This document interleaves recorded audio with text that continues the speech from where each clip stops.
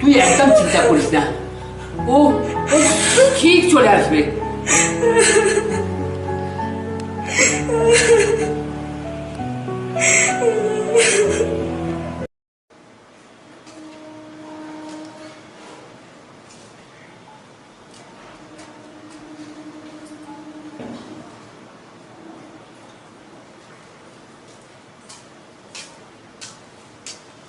শুভ, শুভ, বাড়িতে আছিস?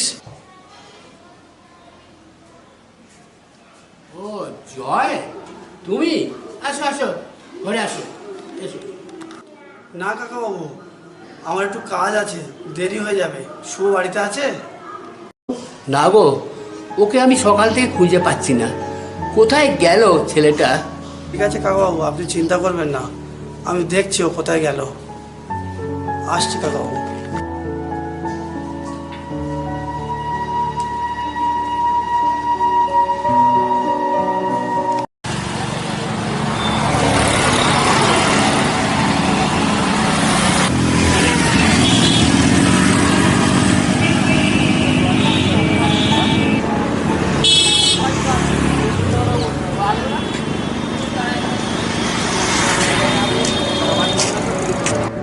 কিরে শুভ, তুই এখানে দাঁড়িয়ে আছিস আর ওদিকে কাকাবাবু সকালে তোকে তন্ন করে খুঁজে বেড়াচ্ছে।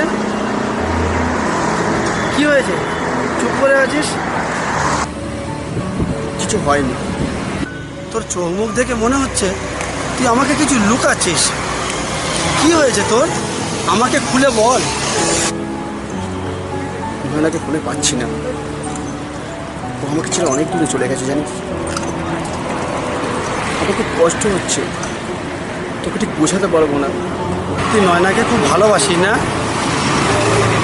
কষ্ট পাস না, যা হওয়ার তা হয়ে গেছে, অনেক বেলা হয়ে গেছে, যা বাড়ি ফিরে যা।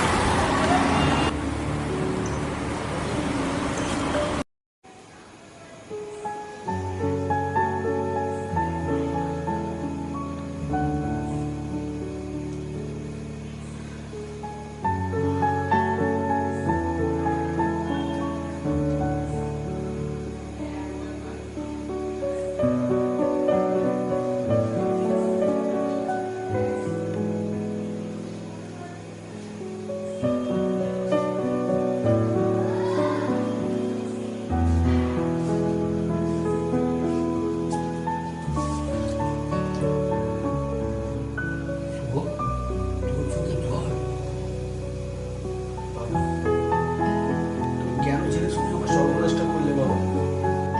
আমি সর্বনাশ করলাম, তুই এটা বলতে পারলি? হ্যাঁ বাবা, হ্যাঁ।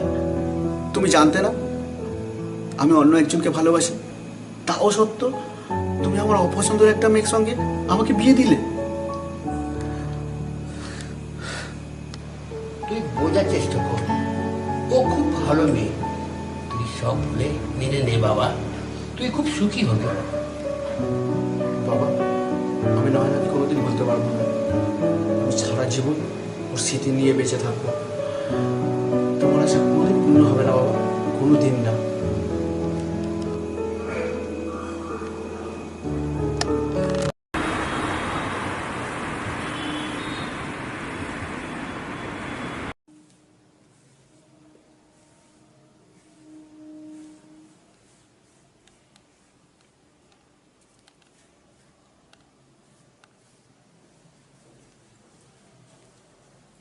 কি গো, কোথাও বেরোচ্ছ নাকি?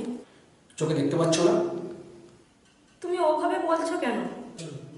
তাহলে কিভাবে বলবো? কতবার বলেছি আমাকে জিজ্ঞেস না করে আমার এই ঘরে ঢুকবে না। আচ্ছা তোমার কি চাও বলো তো? আমি কি এই বাড়ি ছেড়ে চলে যাই? আমার ভুল হয়ে গেছে, আমি ভাবতে পারিনি তুমি আমাকে এতটা অপছন্দ করো।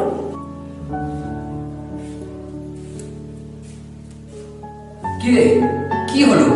এত সকালবেলা চেঁচামেচি করছিস?